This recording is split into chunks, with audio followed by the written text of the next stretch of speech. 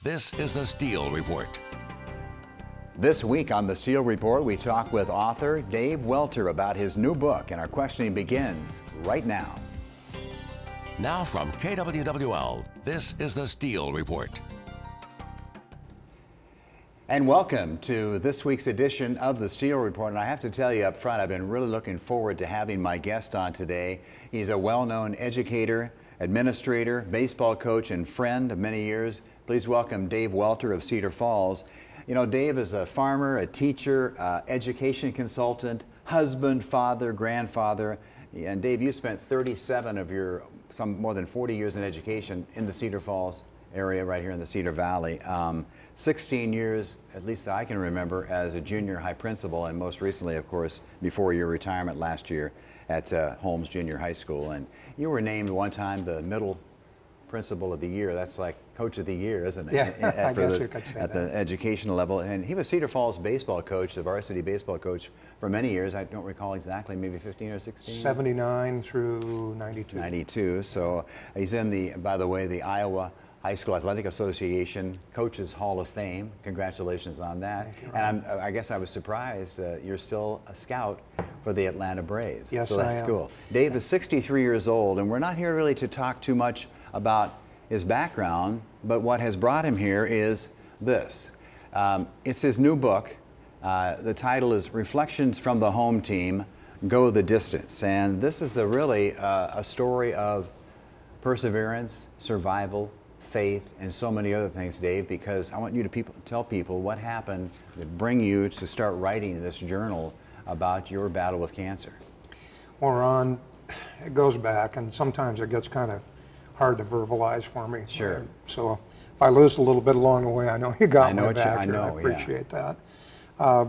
This goes back, my career in baseball, outside of my family, education and baseball have been the two primary focuses of my life. And back in 2009, I was diagnosed on my 55th birthday with throat cancer, stage 3. And it was quite a shock. And basically came home with that diagnosis, and I began to do what I always do when I need to problem solve. I started journaling.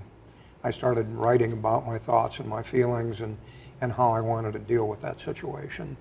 And if you'd have told me at that time, someday I'd write a book, I'd have probably said, I'd have laughed at you and said, no way. But through all the time that I've done this, I've developed what I call my home team, a group of people who have been very supportive throughout this process. It includes my family, it includes my friends, it includes people I've never even met until I was in Iowa City. And that is my home team, and that's what I've written the book about. Those reflections that I'm hoping can reach other people who may be struggling with a life-threatening illness. I want to talk about the impact that it had on your wife, Tricia. You've been married 40 years, and your children. So first of all, before we talk about that impact, just tell me a little bit about your family. Well, I've got 3 children, who are now adult children, and 2 granddaughters, Grace and Lucy. My oldest son, John, is a federal agent out in San Diego with the Border Patrol. His wife is a Navy doctor, and they have our first granddaughter by the name of Grace. And my middle son, Rob, is a teacher and a coach with his wife, Tabitha. She's a teacher as well. And they have our second granddaughter by the name of Lucy. And Rob is now teaching here in Cedar Falls. Fantastic. Yeah, he got a job over at Holmes Junior High as a science teacher, and he's coaching as well. My daughter, Sarah, just graduated from Iowa State last year, and she's now in medical school down at Des Moines University. Wants to be a physical therapist, doctor of PT, and I told her she can work on me at any time. Well, you wrote that when you got this diagnosis, you said you and Tricia went numb upon learning about this stage 3 throat cancer, as doctors had discovered it during your routine checkup. I know it's hard to put into words what that means, that diagnosis, but how were you feeling at the time? And so many people, when they hear that cancer diagnosis, it's like, oh my gosh, my life is pretty much over. Right. You didn't take that approach though, but you were certainly stunned by it, weren't you? Right. The original diagnosis was something other than cancer. At my 55th birthday physical, they thought there were some issues possibly with my parotid gland where they found the bumps on my neck. And we talked about surgery in Iowa City. That's where they referred me to. And when I got down there, they did a biopsy on the spot and found the cancer. And literally, we did go numb. It was hard. It's hard to describe the feeling that you have. First of all, you're in shock, and then you go home, and my way of dealing with it is to try and rationalize and problem solve. How am I going to handle this?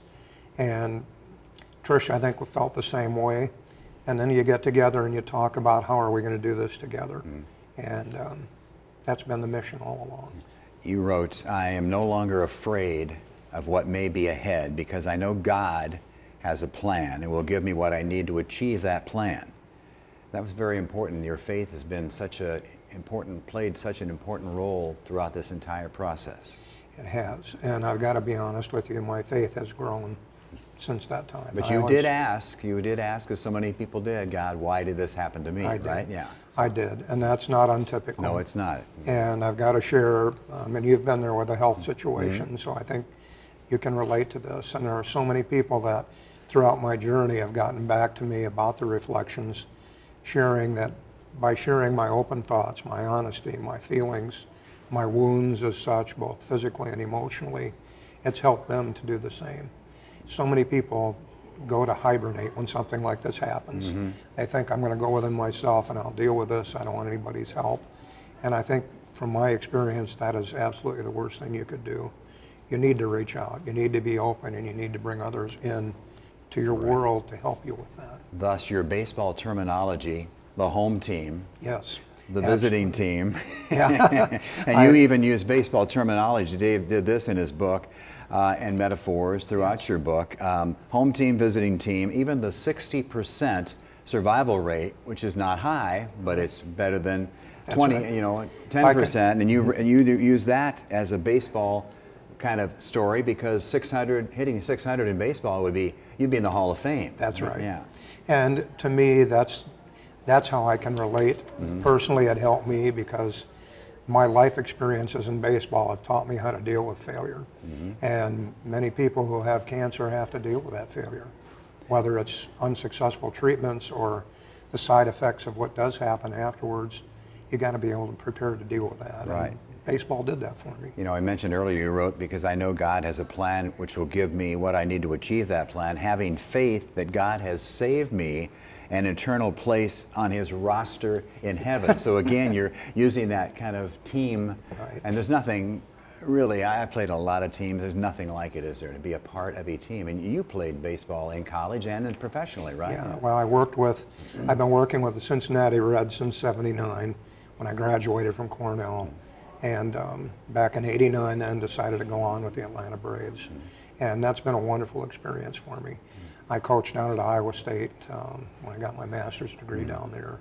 And all those things have brought those relationships that I've made throughout the years, as well as provided me how to learn to deal with failure, because you're not always going to be successful. Now, the team aspect of dealing with something like this comes into play because everybody has a certain role in your life, and whether it's a doctor, whether it's your wife or children, and they all play that important role in deciding who you are and how you're going to handle this, because many times in life things are out of our control, but how we respond to it, every 100% of that is in our control, isn't it? That's exactly right. And that's the one thing that I found peace with myself in, because as a principal I've always tried to be a problem solver. That's part of my DNA, I think. But what I ultimately did was I turned this over to God, and I said, God, I'm in your hands. And you can't believe the pressure that takes off of you. Exactly. You know? And you live your life in the present. It's another lesson that I learned. And that's a lesson I learned in baseball extremely well. And the days when I was hitting well, it went really good. But in the days when you were struggling, you started getting stuff entering your mind, and that was a struggle.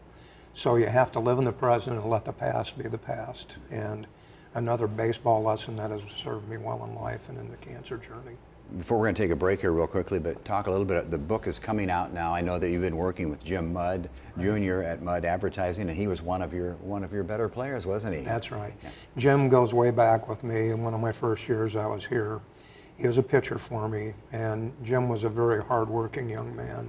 had great aptitude. When you'd give him a coaching point, he would put it into play.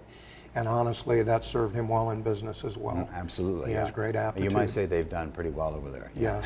Okay. And he's a great person. He reaches out and serves and helps others.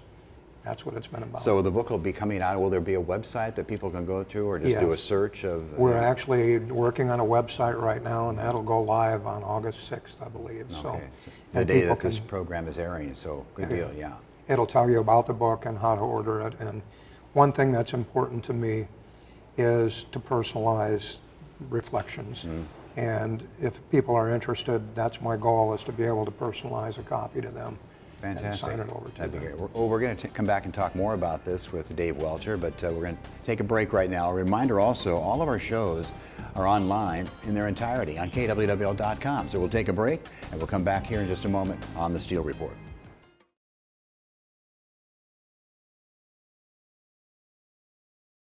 And welcome back to this week's edition of the Steele Report. My guest this week is well known here in the Cedar Valley, Dave Welter, and he's here talking about his survival story, having survived throat cancer. And he's written this book that I was talking about in the first segment, Reflections from the Home Team, Go the Distance, by David Welter. And Dave, you, in your book, you say you had a game plan, and you said you used every new day as an opportunity to begin with a clean slate. So what did that mean to you then, and what does it mean to you now? Because I'm assuming that you're still abiding by that clean slate every single day that you can move forward.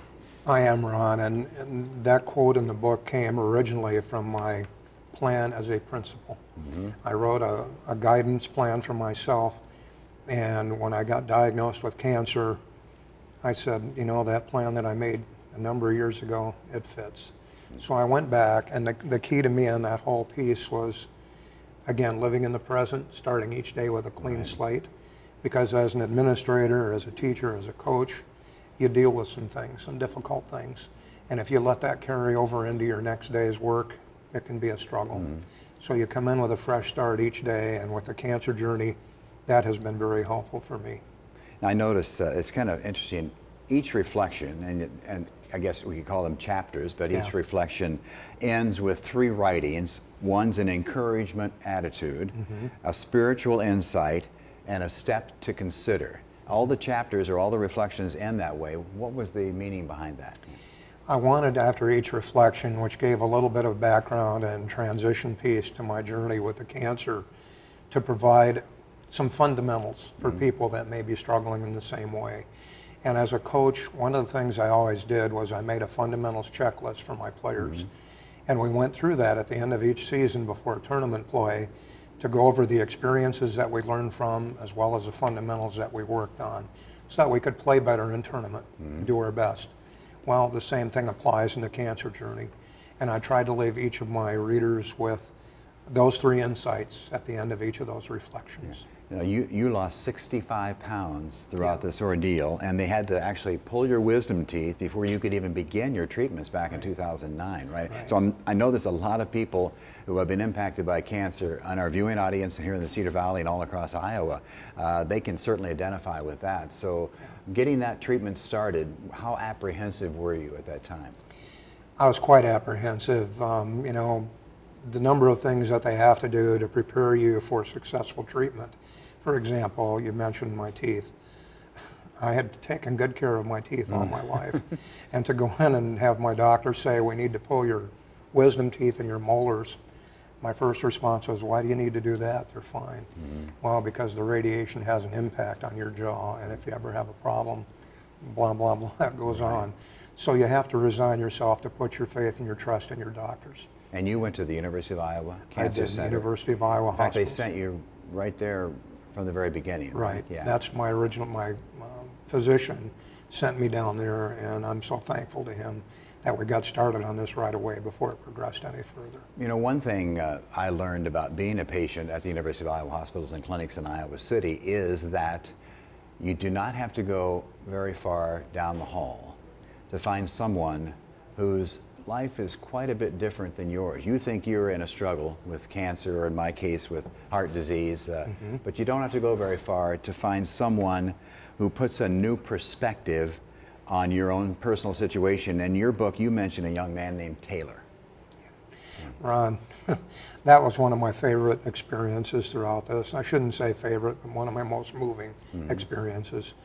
Little Taylor was about a third grader, and I was about 3 weeks from ending my treatments, and I was pretty down because I was hurting. I'd lost 65 pounds. I had pain from the radiation. I'd been sick from the chemo. And here's a little guy who was suffering from leukemia sitting in the waiting room with me waiting for a prescription. He was flipping a little rubber baseball, so that caught my attention. And I went over and I introduced myself to him and his mother. And I began playing a little bit of toss with him and talked to him about his leukemia. And then I started showing him some of my baseball tricks, which intrigued him. But we got talking, and as we were playing catch, he just out of the blue said, "Mister, when are they going to let you go back outside and play?" And at that point, it just put it all in perspective for me. As lousy as I was feeling, he hit the nail on the head. I wanted to get back out and play again and be a part of the human race. And it's amazing how a little third grader can have that impact on you. Yeah, I remember in my situation, this was right before the Stead Children's Family Hospital, the new hospital opened. So we have kids coming down the hallway. They've lost their hair through the treatment and everything, but their attitudes are just so incredibly positive. It's it just blows your mind and gives you hope and inspiration that, by golly, if they can do this, I'm not going to sit around and whine about my own situation. Right. You know, you can't wallow in self-pity. That's another lesson that I've learned. It just takes you down the wrong path. And real quickly, we're going to take another break here shortly, but the Hope Lodge in Iowa City, talk a little bit about that. You spent some time there, right? Yes. In fact, my doctors were very helpful with that. I had to be treated every day with the chemo and the radiation, and driving back and forth an hour and 40 minutes just took too long. So they got me to stay at Hope Lodge, and that was funded by the American Cancer Society. And I can't thank those folks enough. We spent time with people of the same diagnosis. They had support, and it was a wonderful place to be. Yeah, and there's a lot of encouragement there. And one thing I liked about it was the team approach. I'm sure behind the scenes there's a lot of tremendous battles going on, but when they come out in the hallway as a team, it's a united front, and you really feel that they have the confidence that they know exactly what they want to do and what's best for you. Did you get that feeling too? I did, absolutely. And the nice thing was we got into groups. I had 6 people come in the same day I came in with the same diagnosis. Wow. And we became very close-knit. And when the numbers spoke, they spoke very clearly, because eventually 3 of us survived and 3 of us didn't. Wow, that's and that amazing. Yeah, they were right on with their predictions. Now, I notice you're wearing kind of like I'm wearing a little earpiece here. They're not really hearing aids what you're wearing, but tell people what that's a side effect of the treatment. Right. But tell me what that means, because your hearing loss was as a result of your cancer, right? That was one of and the I want to mention too, we forgot to mention, you are in remission. That's a very important thing. Amen. Amen is right, yeah. That was one of the side effects, Ron, of the treatments. The chemo that I had with the ingredients in it, the doctors warned me that it could take part of my hearing away, and it did. It took 60% away. Wow. But part of that too was the hyperbaric oxygen treatments I had afterwards. I had 36 dives in a dive tank, which is high pressure where they force oxygen in. And my eardrums actually exploded during that first time. My goodness, wow. So that's part of it. My wife always said I didn't hear things well at home, Well. so now I have an excuse, I guess. But you can actually operate the volume of how you're hearing, how you hear. Yeah, I control them with my iPhone. With your phone, isn't that something? Yeah. Which is a real positive, and I can control settings, so I can hear pretty well now, so I appreciate that. You know, you mentioned quite a number of baseball stars in your book. One of my favorites as a kid growing up, number 7, Mickey Mantle. Who doesn't remember him? I mean, Jackie Robinson, Greg Maddux, Dave Dervecki, even the late Stuart Scott of ESPN, and some well-known Christian folks, Billy Graham, Max Lucado, Chuck Swindoll, Lauren Hildebrand. I had a chance to interview one of the people you interviewed or talked about in your book, Kurt Schilling. I had a chance to interview him just at Field of Dreams last year. So these are people that you put in your book as reference points to make your point, right? Actually, part of what I did, Ron, throughout this thing is I had to keep putting positive thoughts in my mind to take a positive approach. And every one of the people that you just identified had a positive message. Dave Dervecki obviously lost an arm to cancer right in the middle of his career. Greg Maddox talking about focusing on the ball and having to have focus. All of these people, Max, I mean, what wonderful thoughts he presents. And that's one of the things that helped get me through this. And that's why I've included them in the book, because I'm trying to give people that hope and that sense of encouragement that they provided me. Yeah, and Lance Armstrong, you bring him up, and still, I mean, you know, you can say what you want to. I still have a great deal of respect for him having a chance to, when he came to Cedar Falls with Ragbri, chasing him down, trying to get an interview long before some of the controversy started erupting. But what he did through his cancer, despite that, I mean, under any circumstances, that would be incredibly difficult to go on and win that Tour de France as many times as he did. Like him or not, he had a wonderful plan that he had in his books that he wrote, and that helped get me through the things that I did. One of the things that was so powerful for me with him was the way that he used all of his educational opportunities to make a plan for his recovery. Talk about a good use of education, and that was it, and you bet. All right, we're going to take one more break, come back with a final segment here with Dave Welter on the Steele Report. We're also online on kwwl.com. We're coming right back.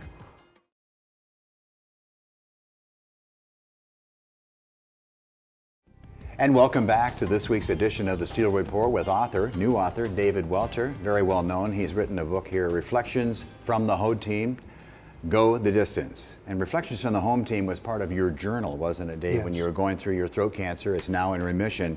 In your book, you mention faith, family, and friends, very much like our old friend, the late Ed Thomas, wrote in his book about faith, family, and football. Your friends really helped you get through this, didn't they?